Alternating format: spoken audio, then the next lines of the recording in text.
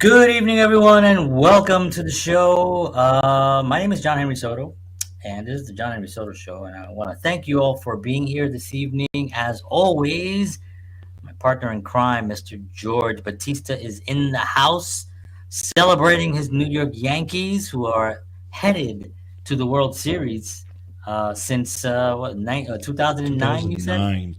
Last time, 2009. 2009. So congratulations to the Yankees. Yes. As y'all know, if you follow this journey, if you follow our show, you know that George and I are from the Bronx. Hmm. And they are the Bronx Bombers, and we have been following them for a very, very long time. I will confess that I have not been following baseball or any sports for quite some time, but I do follow what's happening in it. So I don't watch the games, but I follow what's happening and where they are, and I've been doing that since forever. And what's exciting, by the way, if you're a New Yorker, because there's a lot of good stuff happening in New York. The Liberty, actually, the WNBA team has actually, I think they just played their last game or whatever. I don't know if they won or lost, but the Mets are 2 games away, if they win these 2 games, from facing the Yankees for a Subway Series. Wow. Okay, so they are playing the Dodgers tonight in Game 6, and if they win, they play Game 7, and hope now if they lose, they're out. But if they Right. play Game 7 and they win that, they're facing the Yankees, and we would have our first Subway Series since 2000. 2000. Yeah, I remember that. I was at we were all together during Yep. that time. I remember watching that game with y'all. Wow, that's awesome. 24 years since the 12th Subway Series. Yeah. Yeah. That's crazy, right? I saw a Yep. meme the other day where somebody said, "Oh, oh, that was like 30 years ago," and in their head they're thinking, "Oh yeah, that was like so in the 70s." No, like 1994. What? 1994 wasn't 30 years ago. Yes, it was. Wow. 70s was 50 years ago, my friends. Jeez.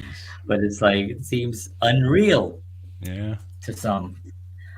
All right. Well, today we are going to have a discussion about Hollywood. If you saw the promo piece there, Hollywood and Latinos in film.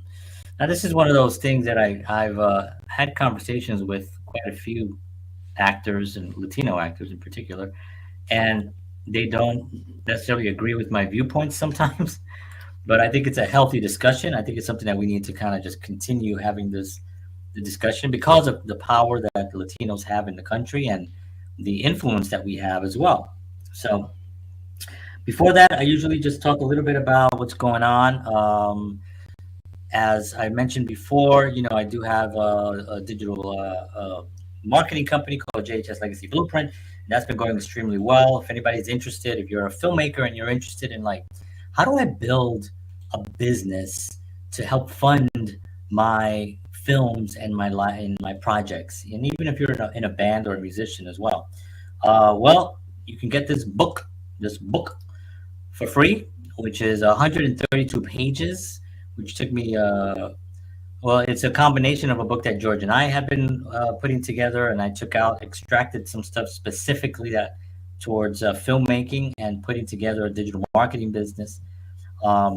And it also contains, it's actually very, very straightforward. The first 3 pages contain a little bit about my background, my history, just so you all know who I am and what I'm about.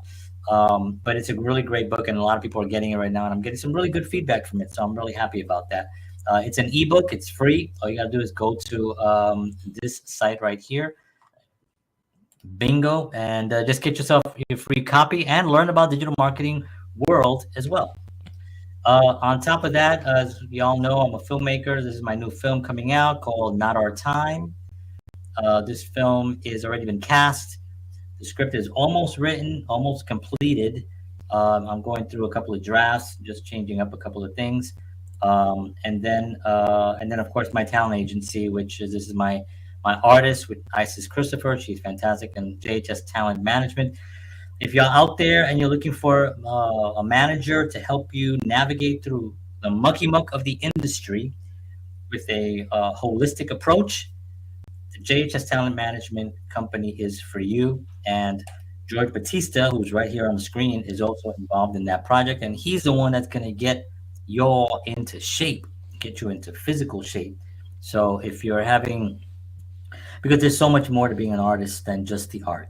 True. The art is the main thing, and once you got that, you're good to go. But you got to have your body in check. You got to have your mind in check. You have to have your physical, all the mind, body, spirit have to be working well in order to be a productive, especially today's world because it's so fast and it's moving a lot. So that's what George provides here. So anyway, for that you can actually just message us anywhere on these platforms as you're watching this. Just message.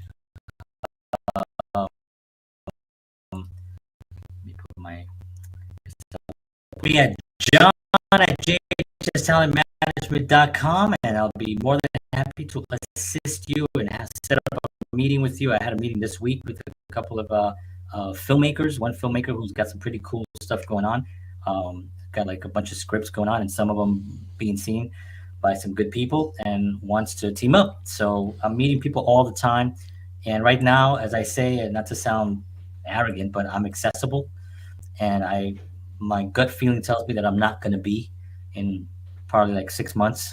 I'm going to be a little bit. I'm already nuts. I'm already crazy with stuff going on. But if you have a question or if you need anything, now is the time. All right, that's enough about Johnny. So Latinos, I want to go over a couple of. Well, George, how are you doing? I'm great, John. Thanks. How are you? The Yankees. The Yankees doing well. They won good prices. I told you What? they take vitamin C. They take it. And that's why they're in They the won World a Series. prize, and They the prize took was my vitamin C. they took my advice. You took George's advice and took vitamin C, and because of it, they're in the World Series. Oh God, I'm actually doing very, very well. Thank you, John. Just for those of you who are, maybe interested in my show, Wellness Talk, which is the show that actually airs right before this one. This week, I had a great guest on, Dr. John E. Lewis, PhD. And the title of the show is Alzheimer's Study Reveals the Impact of Nutrition. This is a gentleman that actually was in a laboratory doing studies, and he did a study on Alzheimer's patients. And and he talks about exactly the outcome of the study, which is shocking. Really? That's what I could say. It's like shocking what what he did with Alzheimer's patients. So it's very, very interesting. So if anybody who's interested in learning about that, check out Wellness Talk. Again, which is you can go to georgebatista.com and check it out. I'm also on Rumble and YouTube as well. But yeah, good show. GeorgeBatista.com is on the screen there. Let me move this down where I can see it better. Put it there. Bingo. Wow, that's amazing. Yeah, I mean, it's if you haven't watched George's show, it's a great show because the information that's on it is the people that are on the show, on his show, are like top in the career of their careers. You know what I mean? They are the top in the field, whatever the field is, and so it's really pretty amazing, so it's pretty incredible information. So check that out there. All right. So we're talking a little bit about, let me see. Can I please join? Please let me join. Accept request. Somebody wants Who to are come you? on? No, someone on TikTok. I don't know who they are. They got Oh, Polo FN. bring him on the show. Is that my TikTok? I've made that mistake in the past. I'll tell you what. Send me a message. Send me a message, and we can chat off. And oh, okay. Yeah, he said something inappropriate. Oh, nice. I knew that's what was going to happen. We should have. The wonderful thing about it is that you can always block losers that are sitting at home with no lives. Mhm. And they disappear. And as John will tells you in his messages, we don't care what you think about us, Right. right? I did a whole show on that. I did a know, whole I show know. on that. I don't know if you saw it. I did. We do it. I did see that. Oh, you did? Yeah. It was. Yeah. We do not care. All right. So the Latino community is pretty popular in America, And I'm going to go over some statistics. I'm not going to read all of these. I didn't know it was that much actually, but it's about 2 page. It's about 1 page and just a little bit more on a second page. But the population. So Latinos make up 18.7% of the U.S. population, yet they account for only 5.5% of on-screen roles, resulting in a significant underrepresentation gap. So that, when you look at that, it's this is one of those things that gets me in trouble. This is one of those things that gets me in trouble because I look at it. I look at it in two ways. Yes, Latinos are underrepresented in that world, but I feel that one of the reasons is that we're trying to push the Latino into a project, which is what happens because they're Latino. Because the Latino, we're pushing them into the project. So now the production has to have now a quota of a certain amount of blacks, Asian, Latinos, and then the story, it changes. Now people say, well, why would it change? Well, it does change because we're different people. That's what makes everything wonderful, is that we're not the same, right? We're not the same, but our stories are different.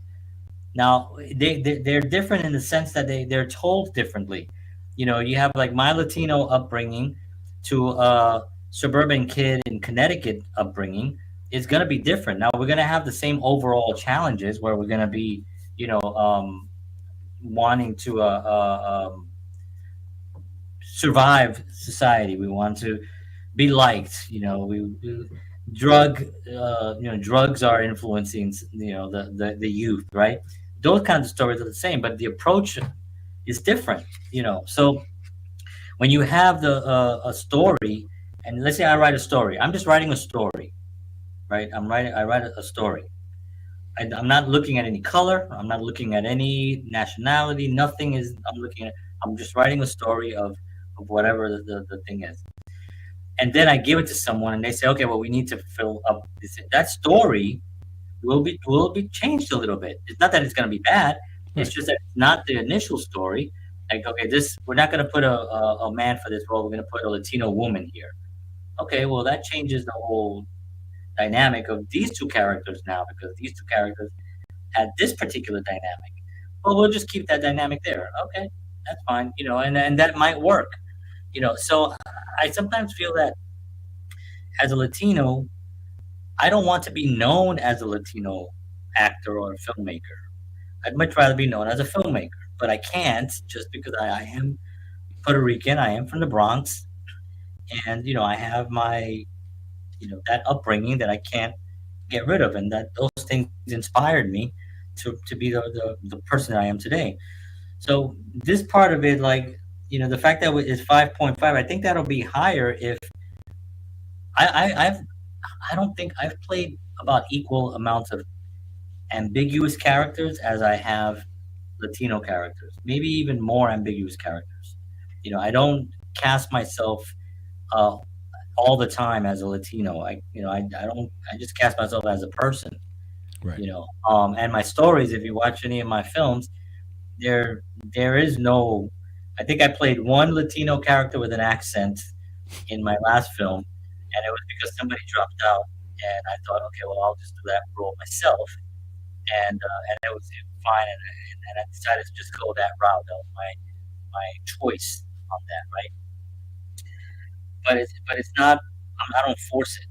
I don't force it. So I don't know if this number, if you start saying, if you're coming from the fact that, hi, I'm a Latino and I want to be in your movie, or we need to break into Hollywood. I'm like, we don't need to break into Hollywood. We need to create our own Hollywood.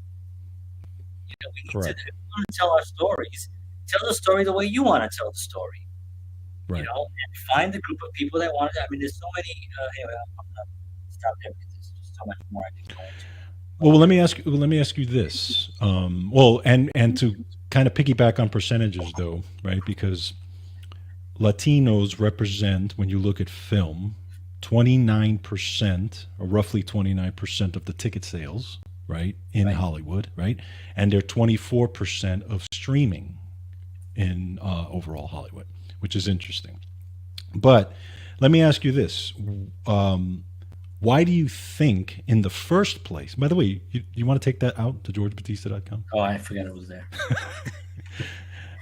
I mean, promoting Georgia. I'm okay with the advertising, but you know. So, why do you think, in the first place, that number has been so low throughout the years? I think because film is controlled by white people. John, how dare you? I, Are you saying that Hollywood's systemically racist? I'm saying that they are that the majority of people that are in the studios are white, and it has been for. I mean, the number right there says it, right? I mean that is the number five Right. point I'm five just wondering. percent screen roles. I'm I just. don't think that that they're purposely racist. I think that there's a shift, and Yeah. things are shifting in that in that direction. And there's a lot of actors.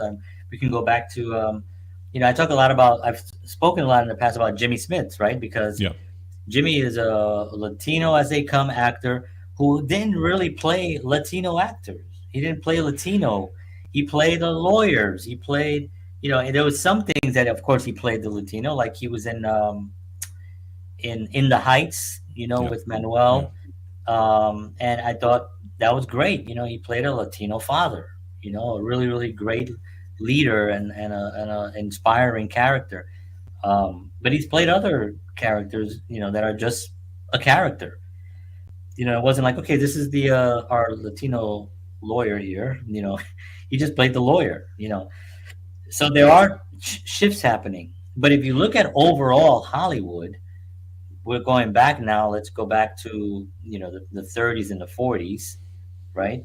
The studios, Warner Brothers and Paramount and MGM, the heads of those studios were primarily white, Jewish descent. They came a lot of a lot of Jewish people were running those studios as well, and created systems.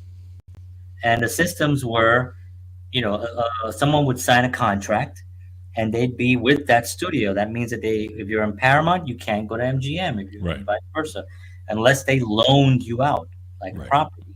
Right. And that's the system that was created. And that system, to a certain degree, was pretty good because they also trained and developed the talent. But on the downside, if they didn't like your attitude, they put you on the shelf and you couldn't work Right. because you were signed to them. So you can lose a whole year of work until your contract runs out because they're not going to put you anywhere because they didn't like your attitude. So Right. there's tons of stories of that. If you read, if anybody's interested in reading about that, Mickey Rooney wrote an amazing book years ago that I read, and I was floored by some of the things that he went through. Now he was a white. He was the biggest star in the country at one point, um, but he was there and he saw it and he wrote a lot about the things that were happening.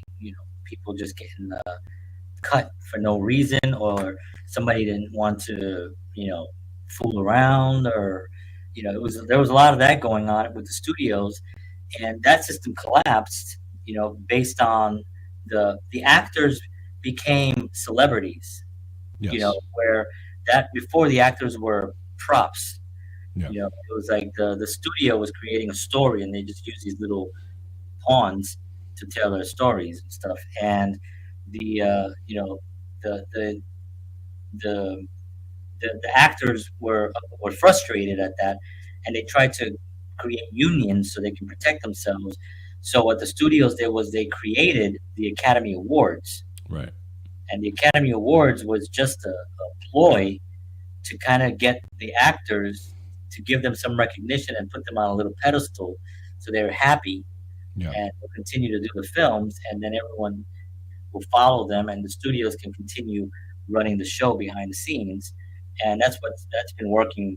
Of course, the Academy Awards became more of a prestigious event, and now it's considered the highest level of the highest award you can get in that field, right?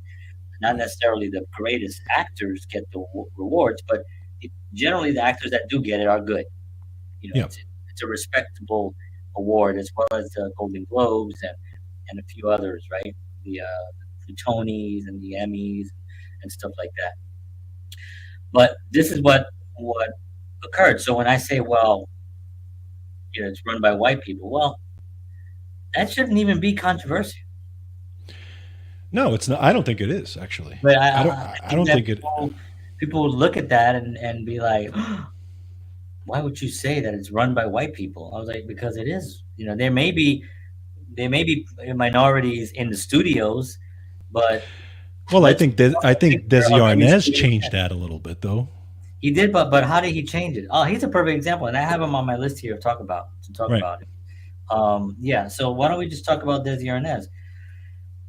So as we all know, Desi Arnaz was married to Lucille Ball. Lucille Ball was the biggest star ever on television. She was the first real star of television. She was the Yeah. first on the TV Guide, basically, right? Um, so the studios did not want Desi Arnaz to play her husband, Hmm. even though he was her husband, because Right. he's Cuban, he has a Yeah. thick accent, and it just would never work. And they were trying to get somebody else, and she fought. And Lucille Ball was one of these iconic fighters for Yes, she things. was. And Yes, she she was. we talked about her in the past show where she saved Star Trek. That's right. We wouldn't have Star Trek today if it wasn't for Lucille Ball. That's And right. there's just a bunch of things that you can look at. So how did Desi become such a powerhouse? Of course, Lucy was the main thing, and he says Hmm. it. Hmm. He says it in interviews. He also says, being in America, the land of opportunity, America is still the greatest country in the world for opportunities. George and I, two Puerto Ricans from the Bronx, are here. We have a platform where we can communicate. We can say things. We can give our expertise on, and we can give our views, and hopefully provide value. That this is a blessing that we're in this country, right? He said the same thing 60, 70 years ago, whenever it was, because he was grateful for it. So the reason why it became such a powerhouse was because he built his own studio. Yes, that's right. He built his own studio, so he had Desi Lu, right? And that studio produced a ton of things, including the Star Trek Yep. franchise that it salvaged, Yep. um, and numerous others. If you guys can go Google that Hmm. and see all the Desi Lu productions, right? And so he was able to innovate within the confines of his own space. Right. It was like, this is mine now. In here, I can create what I want to create, and I'm a Latino, right? And I'm gonna do it. So he created a three camera setup, which was not used at that point. At that point, it was one camera, would follow everything. And Desi said, well, why don't we just put three cameras and follow the action around from room to room? Yeah. And that's so that's still used today, by the way. That's not even going away. That's If you go to any, I don't even know if there's any sitcoms anymore on TV, like live studio sitcoms, but if they are, I know Disney has a bunch of the kid ones. That's still used today. Three camera setup, maybe even more cameras because they have more of a bigger set. But that was started by Desi Lu, by Desi Arnaz, and a lot of it, he kind of took over that show, Yeah. and the show was successful because he said no to a lot of things. He also directed Lucy into into staying the powerful person that she was, um, and directed her and making sure that she doesn't make bad decisions, business Right. decisions. And I think, and that's why the show lasted so long, and then had so many spin-offs after that, which was another thing. Now, so anyway, this is part of like what I enjoy when I see like J Lo have her own production company, and all these people that just come up with their own thing. This is what's gonna change Hollywood. This Correct. is I agree. this, it's gonna be us actually creating these platforms for ourselves. Yeah. And part of the issue, I think, in my opinion, with Lucy and Desi specifically, I think what made that show is the fact that he was Cuban and she was not, and they made that a part of the show. They Yeah. made that a part of that, that she didn't understand some of the things that he said and blah blah blah, and it was they actually almost like made fun of it, and Yeah. it became a good premise of the show. And I think when you look back at it now, if you would have put a white guy in that show, it probably wouldn't have worked as well, No, it right? wouldn't have worked. I think there was a funny. It was such a huge contrast between the two. Yes, And exactly. that made the conflicts even funnier. Right, exactly. Not to mention the fact that he was a great artist himself. He was a great musician. Yep. When he came out with the congas, Babalu, and he Malou. did, it was like the best. I Yeah, remember just yeah, looking forward to that because it was something that was familiar to me, right. and here it is on television. You know, I mean, I wasn't born yet when that show, even when that show went off the air. I wasn't born yet, but it created such a huge impact into society. Just that whole Yep. idea. You know, and I think before that, they had the whole thing where you couldn't sleep in the same bed, and there was all those restrictions and stuff. And it seemed like having a man yell at a woman, it would seem like it was okay because here you have this Cuban guy, and Cubans are known for, and Desi was, he liked the ladies, but they're known for their passion and their partying and their music and the food and all that stuff, um, and here he is, yelling at Lucy, Lucy, what are you? You're driving me crazy, Lucy. That kind of thing, and it just worked on so many levels Yes, agreed. that I think people realize, oh, you know what? You need two different. You can't have Yes. Right. the same thing. Right. It has to be wild, and you can go back to like even the Dick Cavett. I mean Dick Cavett. Dick Van Dyke show. Mm. Um, where you had Mary Tyler Moore and him. That chemistry seemed like it wasn't as even she was funny and he was a wacky and stuff like that, but it didn't have what Lucy and Desi had because it was just kind of like just regular marriage situations, Right. and I think as years went on, people realized, it has to be there has to be some differences here. Yeah. No. Well, and again, the idea back then of the interracial relationship was, it wasn't. Probably could have been maybe taboo to a certain degree. Yeah. Yeah. Exactly. I don't know. Exactly. I didn't read any articles of anybody protesting it. But yet, I'm when sure I mean, true. But then you got Israel didn't 19. want it. Right. But then again, you have Kirk kissing Uhura, which was the first interracial kiss, and Right.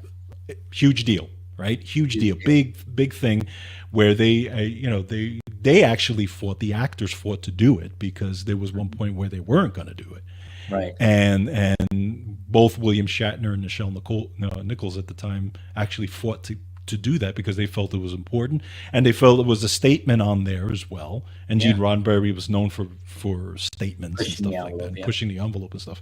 So yeah, no, I agree with that. And the other piece to the Latino thing as well is that when you do see, as the years have gone by, the Latinos in Hollywood, whether it's film and TV, many of them are playing white roles, Oh yes. right? They're put into white roles, Yeah. even though they're given a But is Hollywood is known for. I mean, go ahead because I got a no, I'm few just things. saying they like given the white name or what they'll take if their name is Rodriguez, they'll take that and they'll give them whatever the name was. I mean that's happened for many years. Yeah. Where sometimes you're like, oh, you're not even realize that this person was actually Latino, and Right. I now There's a vice versa too. right, exactly. I mean I didn't know, and again, what's her name, Eva Longoria. I didn't know that she was Spanish when I first saw her. Yeah, yeah. You know what I'm saying? And again, I mean, only because to me she didn't look Spanish when I first saw her. Right. You know what I mean? So I didn't. It didn't even dawn on me that she was. Yeah. And when she was, when she was playing, what was it? Like she got real big in Desperate Housewives, was it right? I think And in that show, she didn't play a Latina. She didn't. She she didn't. just played the character. She played the character, right? But she never spoke Spanish or anything in Right. that show at all. And I don't So, know if that was done because you almost want to take advantage of that fact and make her Latino and right. make her have a conversation with someone and Yeah. just make it seem like that's part of who she is. But I just don't think that there's a lot of creativeness sometimes when it comes to like how to use it.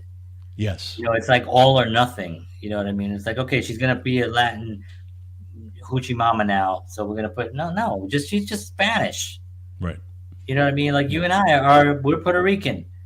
We're Puerto Rican. That doesn't mean that we have to come up here and go, oh yeah, amigos, aquí estamos, bienvenidos al programa. We don't have to go and do a Spanish show. Right. You know what I mean? Exactly. We can if we want to, but we don't have to. It's just where this is who we are, and this is why how we want to be accepted. Yeah. We want to be accepted this way. But I was going to mention also that Hollywood is well known for using actors to play Native Americans. White actors, I should That's say. right. That's Native right. Americans, a lot of Spanish. I'll give you an example is Natalie Wood in West Side Story. Yes. Now, Natalie Wood and West Side Story, Natalie Wood, fine actress, legendary actress. I loved her in a lot of other things. Did not like her in this film because Hmm. her accent was horrific, Yeah. and she's next to, you know, Rita Moreno, who is Puerto Rican, who won an Oscar for that role, who was incredible in that role. Why wasn't she Right. playing the role of the Puerto Rican? Yeah. Why? Because Natalie Wood was a bigger name. Yes. And Hollywood made that choice. This is the frustration that Hollywood that Latinos are having with Hollywood. It's not so much that we're not in enough roles. It's also the fact that they'll take someone else and give them the role that of a Latino, and Right. that to me is like, you know uh, that's still there, that's still lingering, and I think it still hurts, the Latino community, especially those that are really getting into it right now. This is a great time to be a Latino, right? I Yeah. mean, the world likes Spanish people, right? The music, the food, the dancing, the just the love, the passion, all that stuff is just really a wonderful thing, So it should never be suppressed, And I think that with the spending power that we have, like you mentioned earlier, it's like 25%. I'm sorry, 29% of all movie ticket sales sold in the United States, are Latinos responsible for. So Hmm. that's a big number. That's huge. That's a Yes. big number. Not to Huge. mention that Latinos have a significant economic influence with a collective purchasing power of over $2.8 trillion by 2025. $1 trillion, and that's been growing. Now I'll give you the it's El Pase English is that's the website that you can actually verify those statistics. The other statistics are the National Hispanic Media Coalition that you can get these stats, because I know a lot of people when they give stats do not like to give their sources because their sources are not there because they don't exist. Um, so I like to give the actual sources. So Latino leads, only 5% of films in 2021 featured a Latino lead actor or actress. So 5%. That's That's very low. yeah. I would like to see, you know, I would like to see that number at a realistic 20%. 20%. I think that's a good number. Yeah. If it's at 20%. Um, so it says here industry participation, despite being 18.7% of the population, Latinos only held 2.9 of the lead roles in new and returning television shows in 2021. 2.9. So that's very low. That's almost like Yeah. nobody is Latino Yeah. No, you're in right. television shows. Yeah. That's like tremendously low.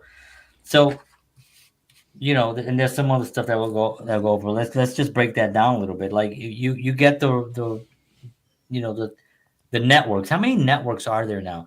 Here's the thing that confuses me sometimes, and I don't understand this, and maybe somebody out there can set me straight. Um, there are so many powerful Latino celebrities, let's just say, right, or Hmm. people with money, people with like, I mean, real money. You know what I Sure. mean, like a lot of money. Why hasn't there been some type of a film company coalition put together individually? I know that they do it individually. Right. But if you just really serious about this, really serious, it can be J Lo could do it. Yeah. J Lo could come online and be like, "Hey, we need to build this, and this is going to be called, it's going to be against Paramount and all these companies, and it's going to be a Latino driven, you know, huge company. I mean, Tyler Perry did it. That's true. Tyler Perry did it. He's a billionaire down in Atlanta, and he owns all a bunch of studios, TV shows, movies. They're all he does all types of different programming and Right. stuff, but a lot of it is geared toward the black community. Right. And he did it. So why haven't we been able to like get together and have like J Lo and who's another act Eva Longoria, Hmm. Sophia Vergara. Yeah. Vergara. These are people that are like super rich, Yeah. and you can get musicians in there too because all these programs need music. You get Mark Anthony, you get what's his name, Living La Vida Loca, you know, Oh, yeah. you get Ricky Yeah. Yeah. Martin, Ricky Martin. Yeah. and you get all these incredible artists, and you get the Jimmy Smiths to come on board, and you get all these powerful artists to come together and build a movie studio. Build it right there in Hollywood. Build it right there in Hollywood. You know what I mean? Call it Sazon Goya. Oh, not Goya, because they don't like Goya. But call it Sazon, or Right. whatever. Right. Something that will be geared to Spanish. And there are some people doing it now. There are a couple of smaller production companies that I know. I actually know one of them personally who built this out with her husband, and she's got this wonderful agency a production company that they have studios and they're doing it. They're doing it and Sure. stuff. But if somebody came along with the money that they with the money they have and really just lifted that, we can then take over stuff. And then I. you can have a network. And the proof is in the pudding. Yeah. It's always going to be the story. I don't care if it's a Latino story, if it's a black story, if it's a white story, if it's an Asian story. I don't care. If the story sucks, your story sucks. Sure. I mean, how many times they've spent millions and millions of dollars, hundreds of millions of dollars in a project, and it flops because the story sucks because they spend all the money on paying the actors, on getting good food and craft services, on special effects, Facts. Yep. and then they forget that the story is really what's gonna control everything, and they lose it. They lose their their their opportunity. Yeah. Get some real story. You want to really do it? Invest on workshops, writing workshops. Get master classes for these legendary writers. Have Hmm. them do master classes, and let's learn how to write. The Latino. Let's learn how to write compelling stories that mean something, stories that are in our, in our, not so much that because you and I grew up with stories that were the typical, you know, guns and Yeah. violence and people get killed with, which you is know, which is what a lot of these actors are portrayed as in these movies, right? all the Whether time. they're All gang members, they're the house cleaners, there's all these typical Spanish roles, right? yeah, and that's part of the travesty, of it, and I've actually, um, I've not that I've been offered like tremendous roles, but I've actually turned down stuff where I had to do stuff like that, Yeah. Yep. because I was just like, "Ugh, that's first of all, it is boring because it's been done to death, and Mm-hmm. it's never really been done that well. Right. You know what I mean? Right. Can you name a classic film that has Latino actors that really portrayed our life growing up? I mean, I could tell you right now, Fort Apache, the Bronx, kind Mm. of was great. No Yeah. Latino actors that were leads there.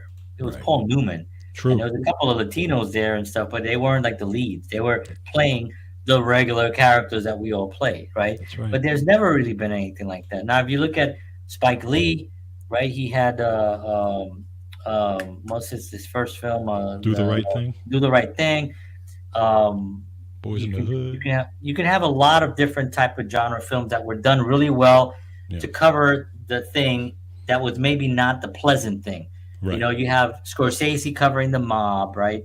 Really, really well. Some of these films are taken right out of books, out of actual stories, right? Then you have the Spike Lee, and you have John, what's his name? Like Wazamo. Well, John Leguizamo is another one, but he hasn't taken that. He's played those roles, Yeah. the typical roles with the guns and the shooting Yep. and the drugs and stuff like that, which I don't think they were that good. Right. I like John Leguizamo as a performer. His Broadway stuff is genius. Um, you know, but again, the story, if we want to really take it seriously, and there may be some other small independent film that I've never seen that's brilliant, and people will be like, "You've never seen La Casa de la Bandana," and I'm like, I've never seen it. Can you show it to me? I would love to see Right. it. Right. I just haven't seen a mainstream large film that was put together with the struggles that we've had Yeah. in a artistically, in with high integrity and art, and really with a lot of artistic, basically a lot of artistic integrity, but also with a story that will pull people into that struggle, Right. you know. Right. And for me, what are we doing? Beat Street? One of the guys who I like, who burst on the scene, who went through that was Ramon Rodriguez, Yes. who played right. He had cornrows when he was younger. He played a lot of those gang members. He played those type of roles, and he actually started to turn down roles because of that. Yeah. And then now he's executive producer of his own show, which is Will Trent, which Yeah. is a very successful show on ABC, which I like. I enjoy the show. I think it's a good show. But he plays a Puerto Rican character who who basically was given up when he was a kid, went through the foster system, and didn't even know his parents at all. Right. And you get the sense, and this was a book actually that was written, Yeah. and he followed the book, and because he says he wanted to portray that specific thing. He wanted to portray the struggles with that character and what they went through, which is great. But kind of just to kind of piggyback a little bit on something you said in regarding there should be this whole Latino kind of, they should all put something together. I think part of the issue why you may not see that nowadays is because everybody now, especially in, I would think the Latinos now are more concerned about owning their own content Right. versus, because even when you put something like that together, somebody's got to own that. Yeah, but you can have, there's lawyers. These are big people. You can sit down around a large table and say your percentage is this, your percentage is that, your percentage is Yeah, this. but I don't know if it's always going to work that way, though. Yeah, but There's always going to be if somebody it's on who paper, it has to work that way. If it's on paper no, and there are lawyers involved, but it Hollywood has to stuff work is that on way. paper, and they screw people up all the time. Yeah, I but they mean, don't. But that's the individual actor that gets screwed up, not the studios. The no, I studio's not understand fighting that. with the studio But within the that's what I'm studio. saying. The actors want to own their own This is content. what The I'm actor, saying. the But Eva Longorias and the Ramon Rodriguez's they want then total they have say to over their create content. it. Yeah, Right. then that's the whole point, right? So Yeah. you're right, and that is the thing. But this is what I'm saying. This is not. I'm not saying that this is the thing to do that's going to give everyone exactly what they want. Right. But what this is going to do is going to elevate the voice Yeah. overall.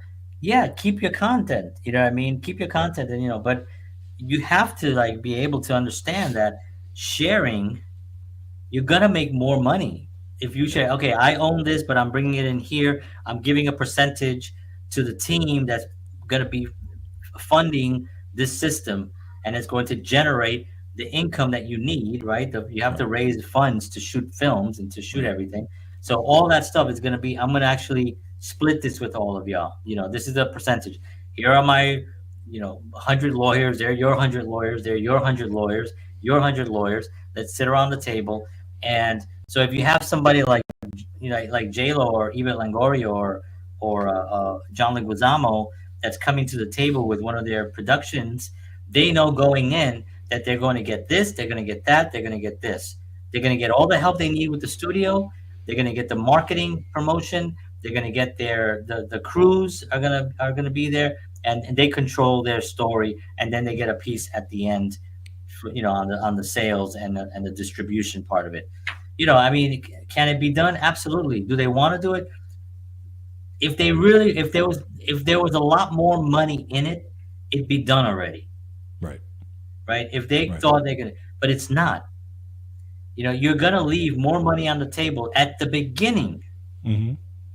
Mm-hmm. At the beginning, you'll leave more money on the table than in the long run. In the long run, you're strengthening the voice of the Latino, Mm-hmm. and you're also strengthening your own voice as a Latino, trying to build up the industry and try to get us into proper respect. Getting the proper respect that we deserve.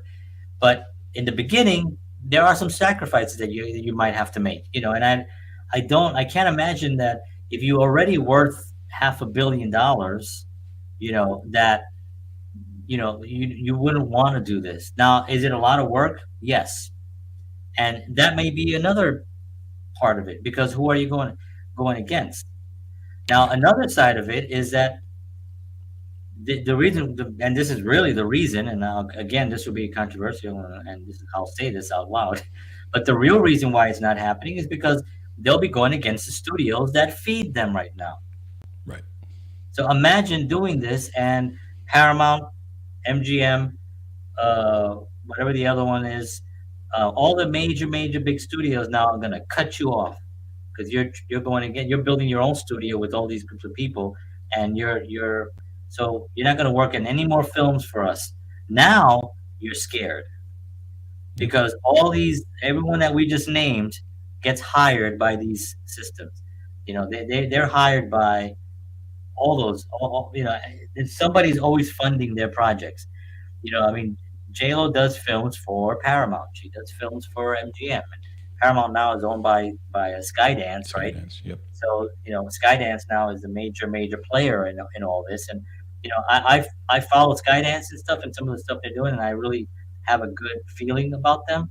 And I really feel like they're trying to bring stories back, Yeah. and trying to bring Yeah. meaningful storytelling back again Right. to Hollywood, and trying to cut down a little bit on the superhero and the special effects. And I I think hope so. also I hope so. because, well, it's going to happen because AI, right, and these platforms that you can do so much AI and special effects on yourself right now. So when you look at the big screen, I used to be amazed at certain things. I'm not amazed anymore because on Right. my phone, I have an app that can make me fly over the New York City skyline. Right. Right. You know what I mean? All I do is I just dress up and I go like this, and it puts me flying over the. You know what I mean? And cheap version. But my point is that everybody can now be a special effect, and everybody can be a superhero, and you can have music, and you can run. I mean, that's not impressive anymore. So now, when these big studios are spending $100 million, $200 million to build all these special effects and all this stuff, when you watch it on the screen, wow, that's really cool. Yeah, I have an app that can do that. Yeah. And maybe it's not going to look at that quality, but what that effects needs is a story. Yeah. A Agreed. really good story is needed now. Hmm. So now they have to reverse engineer and be like, all right, we need to go back to the drawing board. And I think that's what Skydance is doing, going back to the drawing board to like really find the writers, the minds. See, because movies back in the days were made by people who loved movies. Yeah. People who loved movies used to make movies. Now it's a corporate. Now it's Yes. people who are investors. Yes. Now they're making movies. So they have to say, they're like, oh, you know what? People have been talking about this kind of character. Let's just make 5 movies based on that kind of character because it made all this money. And then these films flop Right. because, yeah, it made money because it was an original thought Right. at that point, and that actually was successful. You're not successful because you're not original. You're copying something that people have already seen. Right. People have already seen. I think the Marvel franchise did it really well by making a series of things. They played into one another. It wasn't just a movie that stood alone. It actually had a follow up, and you can piece them together. The 27 or 28 of these films, all the way down until Iron Man dies. Spoiler alert. But when he dies at Endgame, all those films from the first one, Captain America, and then there was Captain Captain Marvel and Marvel was technically the first one, yeah. and then from there, if you follow the sequence and you can follow it online, it was entertaining. There was a purpose to it. There was a character. This Thanos guy was constantly being talked about and infiltrating, and he almost won once, and people were talking about him, and then they went to Spain. There was a thing going on there. Now that's gone. Now I don't know where you would go from there because the most evil character has been destroyed. I mean, they can bring them back with time travel and all that stuff. But my point is that storytelling on an individual story,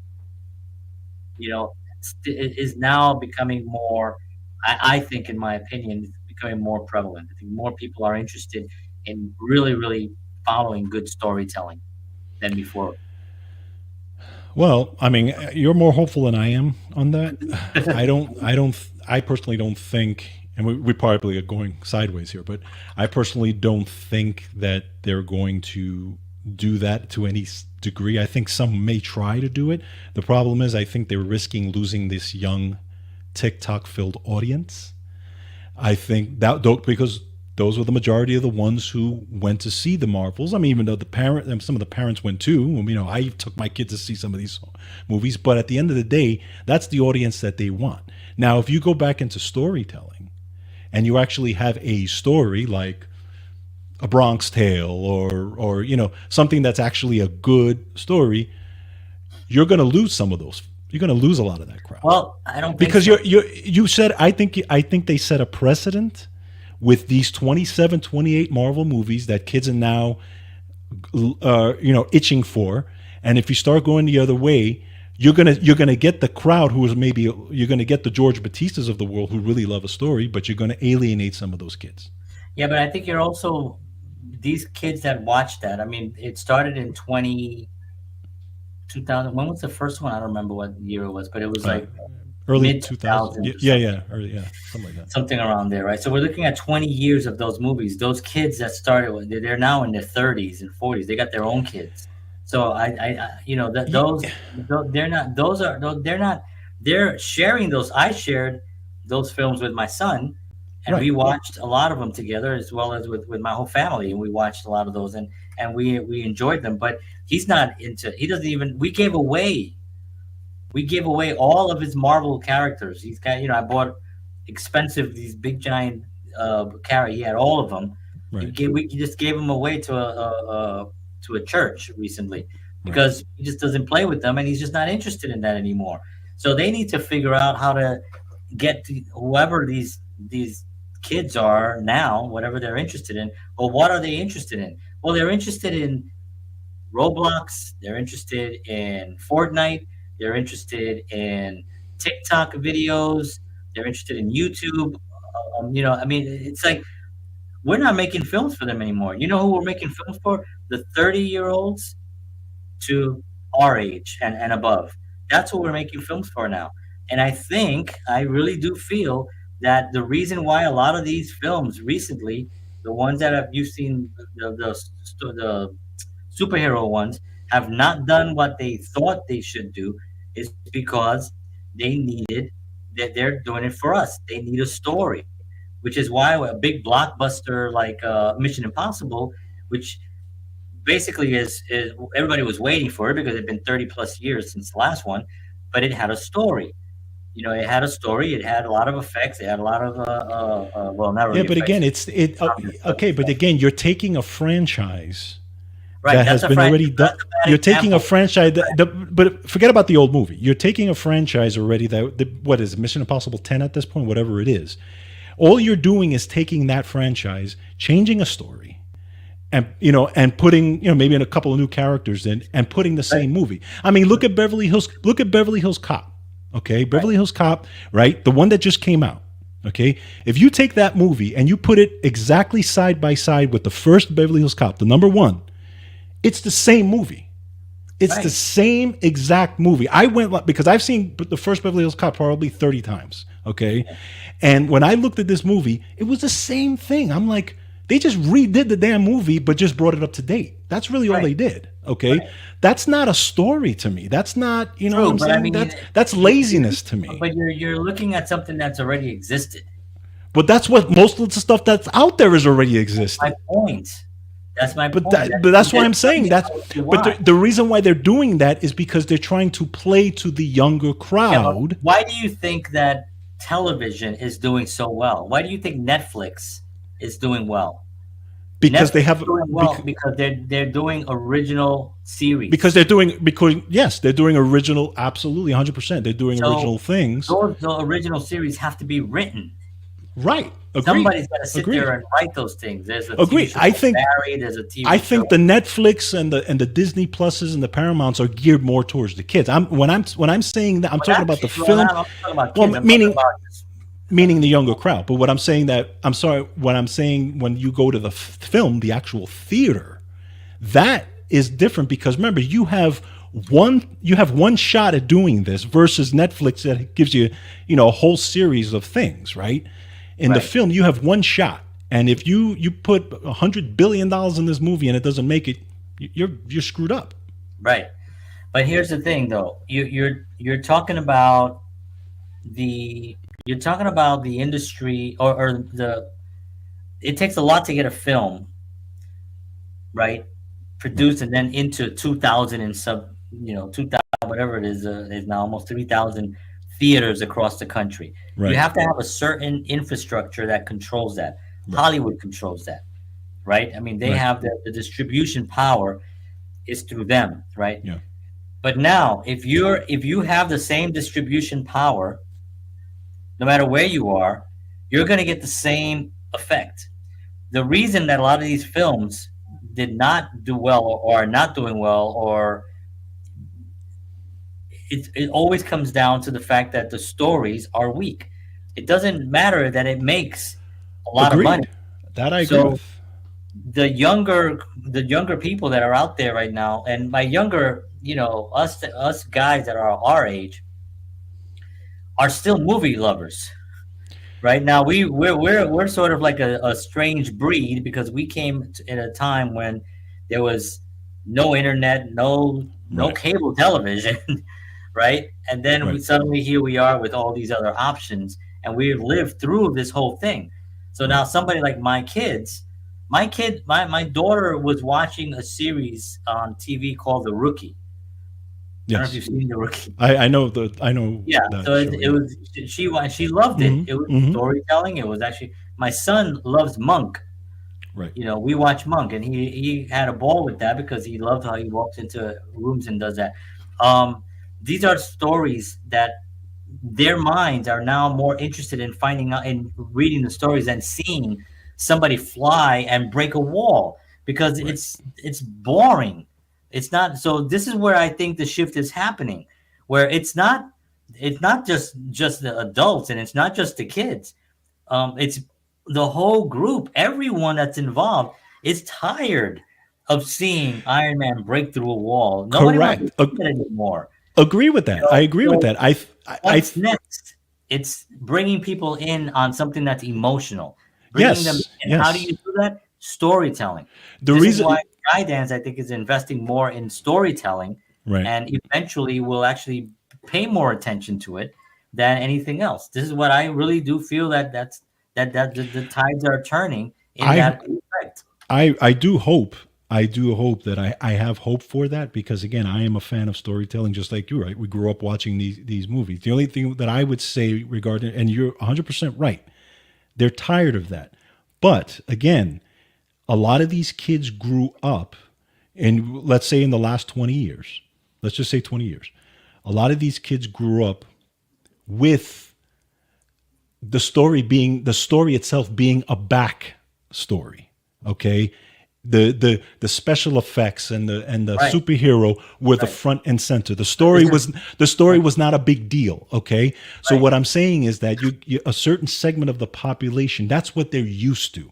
That's the Yeah, fast paced society of that we're in today. my point to that is that technology is giving them the ability to do the same thing. It's Hmm. not special anymore. Agreed. Not special. So it Right. doesn't matter their age. They're gonna look at this. My son plays Fortnite, and Hmm. he's a superhero, and he fights and he flies and he does, and the graphics look amazing. And it's like, what I mean? He's living through this imaginary world. He's living through it. How is a going to a movie to watch this?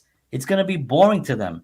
But if he sits down and watches a story about something that he has no idea what's going to happen, and he has no I he sits there and he'll watch things. I've sat with him to watch things that you would think he would But not you want to show watch. him a lot of this stuff That's too, true. though. Well, that's true, but if Hollywood makes that decision, Right. Hollywood has more power than I do. They're True. going to be able to show the same thing. Yeah, I but mean, the reason why those movies made so much money, though, is because the kids wanted to see because at that. that point they didn't have the ability to do it themselves.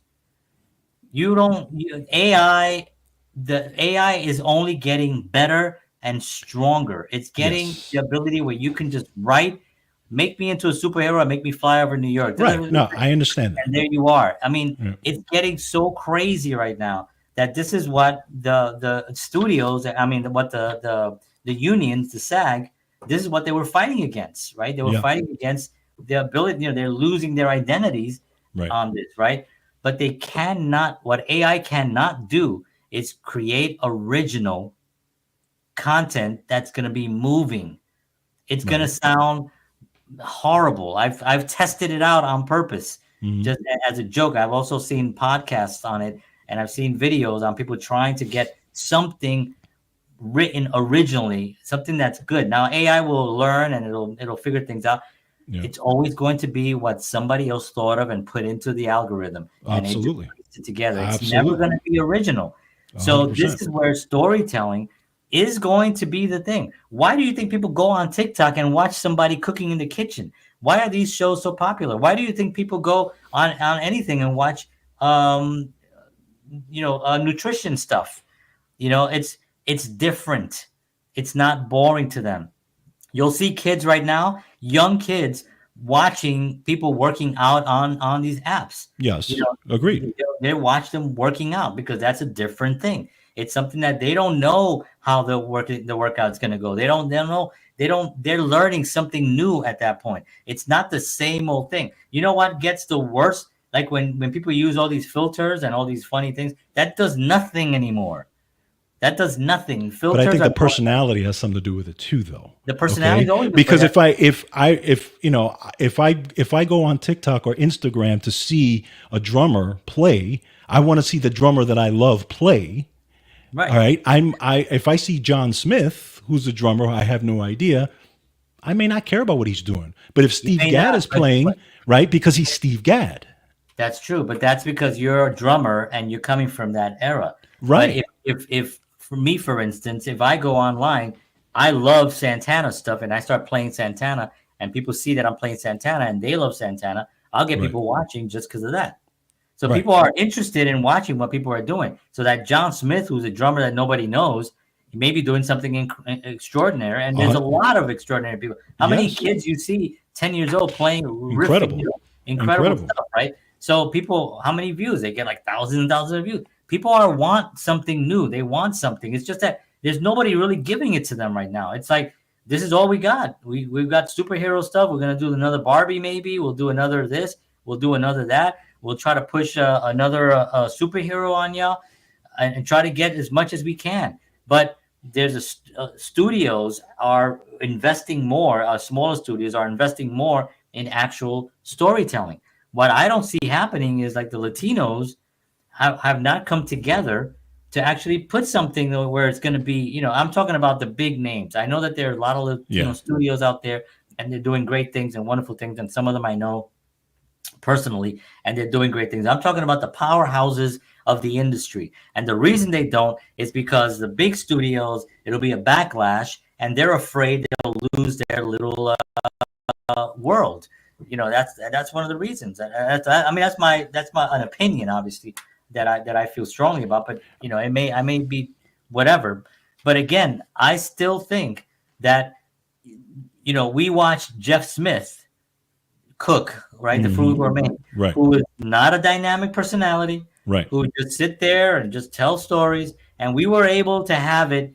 That means that the ability is within society to be able to take that, right? When things start getting too crazy, and as they are right now, I guarantee you that it's happening already. Nobody's even interested in like some of these things. I mean, I go online now and I see people they're talking about health, the nutrition. Now maybe my algorithms are different because Yeah. I'm into stuff like that. Yeah. But I scroll. I'm on these platforms and I'm telling you that I'm seeing things that I haven't seen before, and there are people investing in life, doing things, talking about turning off the phone, putting it down, having a day where you don't even do any technology. All these things I think are really where it's going to save things. Now, it's easy to be cynical about it because of how the Marvel movies have and all these other movies are